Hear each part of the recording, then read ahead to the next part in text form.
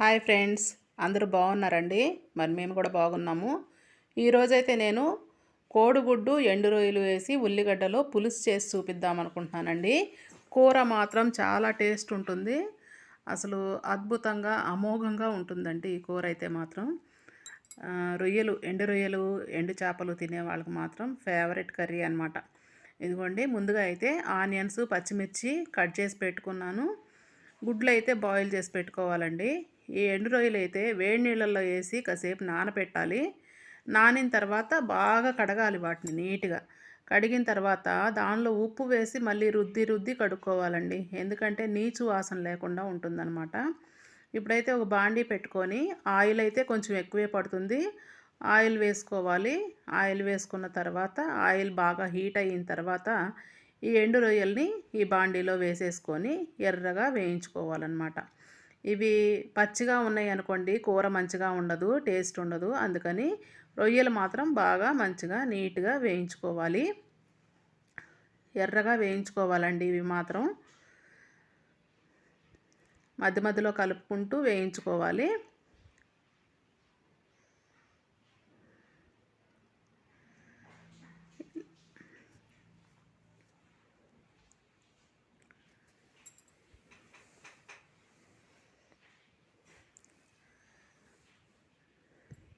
ఎవరైతే మరి ఫస్ట్ సారి చూస్తున్నారో నా ఛానల్ అయితే మీరు సబ్స్క్రైబ్ చేసుకోండి. ఏమన్నా కామెంట్స్ ఉంటే తెలియపరచండి. యూట్యూబ్ ఛానల్లో నా ఛానల్ కొంచెం గ్రో అవ్వడానికి హెల్ప్ చేయండి. రొయ్యలు అయితే వేగిపోతున్నాయండి.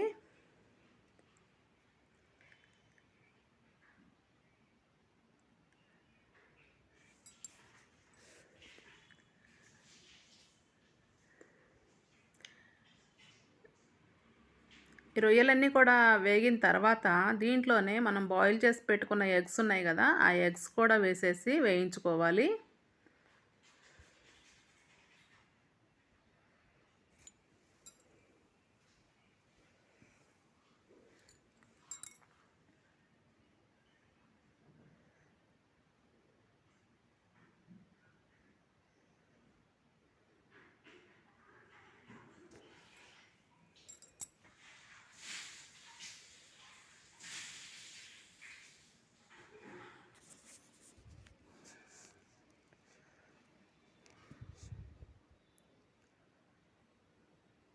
ఎగ్స్ని కూడా బాగా కొంచెం దోరగా కలర్ వచ్చేంతవరకు వేపుకోవాలండి ఈ రొయ్యలతో పాటు.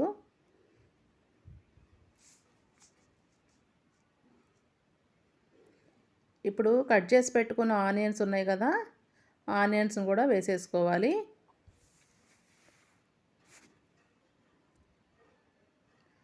ఆనియన్స్ పచ్చిమిర్చి రెండు కూడా వేసేసుకోవాలండి.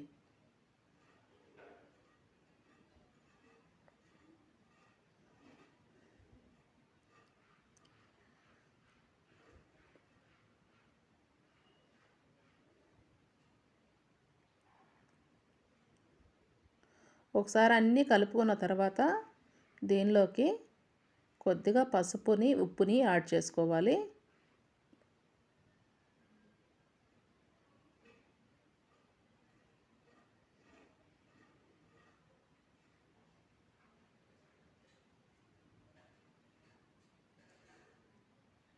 కొంచెం పసుపు వేస్తున్నానండి కూరకి.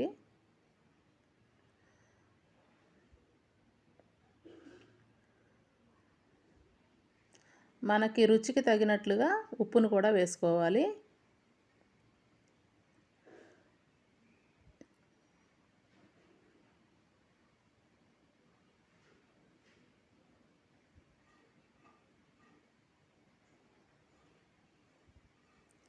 అన్నీ కూడా ఒకసారి కలిసేటట్టుగా కలుపుకొని మూత పెట్టి మగ్గించుకోవాలి.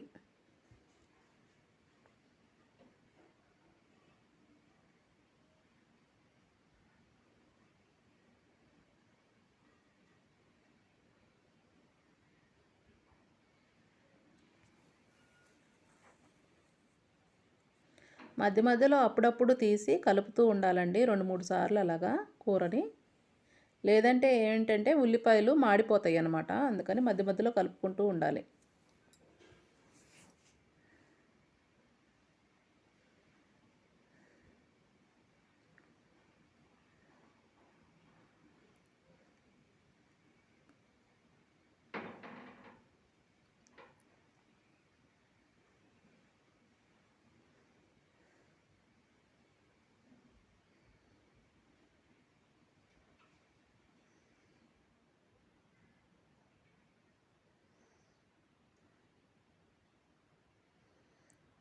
ఉల్లిపాయలు 70% మగ్గిన తర్వాత అప్పుడు కూరకు సరిపోను కారాన్ని వేసుకోవాలి.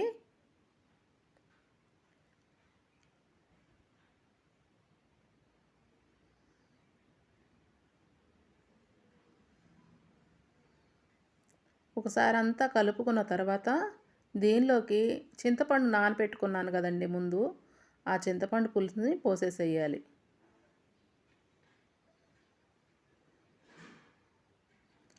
మనం ఎంత పులుపు తినగలమో అంత పులుసు చూసుకొని పోసుకోవాలి కూరలోకి.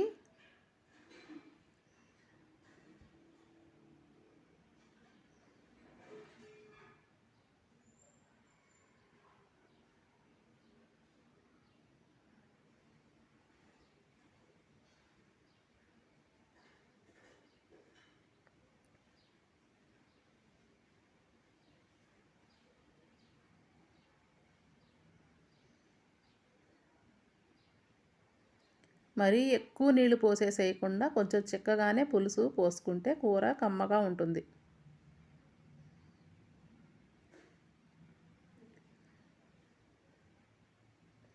ఇదంతా కూడా ఒకసారి కలుపుకొని మళ్ళీ మూత పెట్టి దగ్గరకు అయ్యేంత వరకు కూడా ఉడికించుకోవాలండి దీన్ని.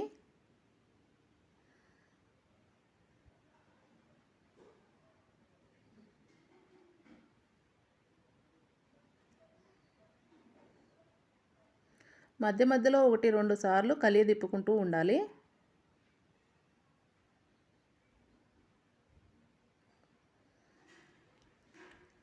ఈ కూర ఉడుకుతూ ఉంటేనే ఇల్లంతా కూడా మంచి స్మెల్ వస్తుందండి, బాగుంటుంది. కూర ఉడుకుతున్నప్పుడు కూడా వచ్చే వాసన చాలా సువాసనగా మంచిగా, అంటే మనం తింటాం కాబట్టి అలవాటు కాబట్టి కమ్మగా అనిపిస్తుంది అన్నమాట.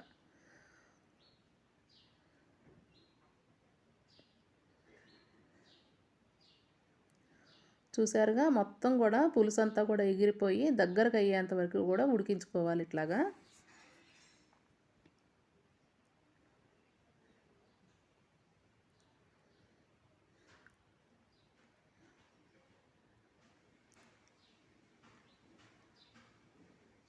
ఆయిల్ అంతా కూడా పైకి తేలుతుందండి ఇలాగా. కూర అయితే రెడీ అయిపోయింది. మరి మీకు నచ్చిందా? నచ్చినట్లయితే మాత్రం ప్లీజ్ సబ్స్క్రైబ్ చేసుకోండి. బాయ్ అండి.